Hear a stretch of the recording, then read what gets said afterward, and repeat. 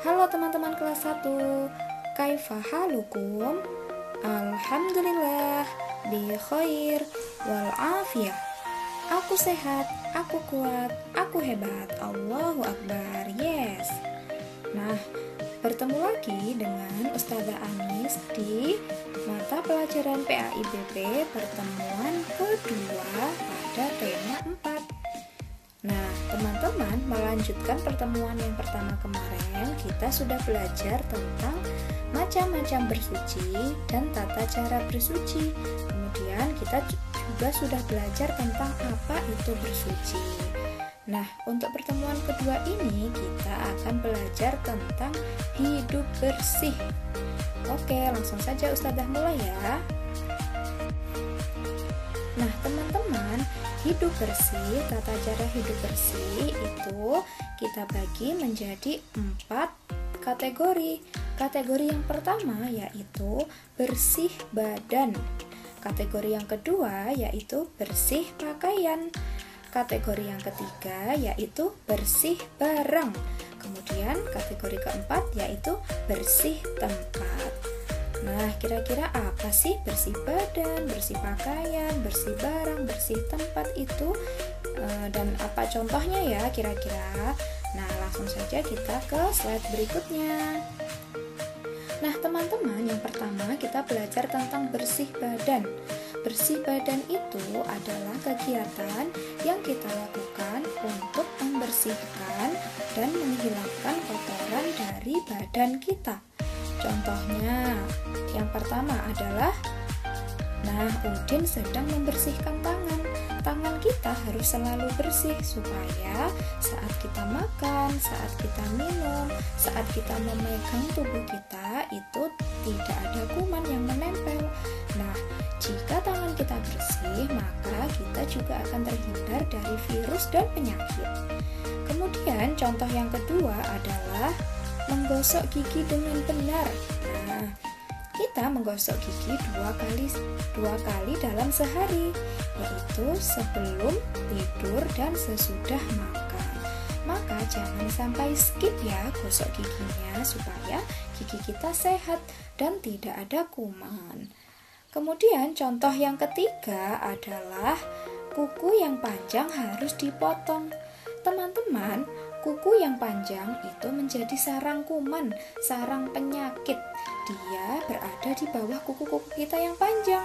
Oleh karena itu, supaya tidak ada kuman yang menempel, maka kita harus rajin memotong kuku. Nah, sekedar informasi, jika kita memotong kuku pada hari Jumat, maka kita akan mendapat pahala sunnah dan akan digolongkan sebagai umat-umat yang menjalankan sunnah Rasulullah. Nah, teman-teman, di pembelajaran sebelumnya kita juga sudah belajar tentang mandi. Nah, mandi itu juga termasuk contoh dalam bersih badan. Nah, biasakan mandi 2 kali sehari ya, jangan sampai mandinya cuma 1 kali karena nanti kumannya akan menumpuk. Oke, kita lanjut ke kategori yang kedua. Nah, kategori yang kedua yaitu bersih pakaian. Contohnya, seperti yang dilakukan Siti dan Udin, mereka sedang mencuci baju. Pakaian yang kotor itu harus dicuci supaya kuman-kuman yang menempel itu pergi dan mati. Nah, selain harus dicuci, pakaian juga harus rapi. Kita merapikan pakaian dengan cara disetrika, kemudian dilipat di dalam lemari dengan rapi. Oke, selanjutnya adalah kategori ketiga yaitu bersih barang. Nah, selain badan dan pakaian kita, maka barang-barang di sekitar kita itu juga harus kita jaga kebersihannya. Contohnya, piring, sendok, dan garpu harus dicuci dengan bersih. Kemudian, alat belajar juga harus bersih.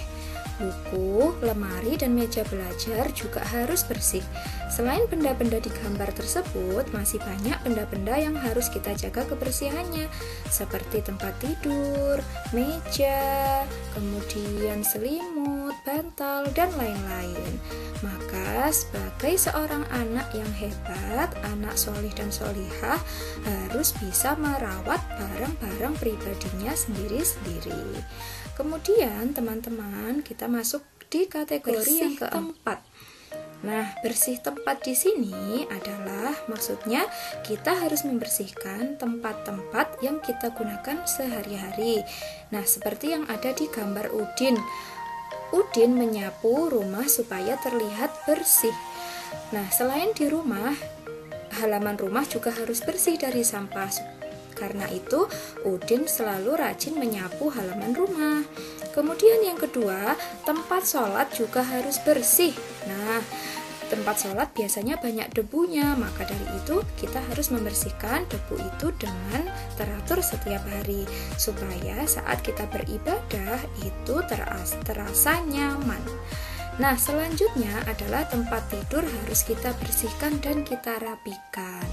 Nah, sebagai anak soleh dan solihah, kita harus bisa merapikan tempat tidur kita masing-masing, karena kita sudah semakin besar dan semakin dewasa. Oleh karena itu, kita harus belajar hidup mandiri.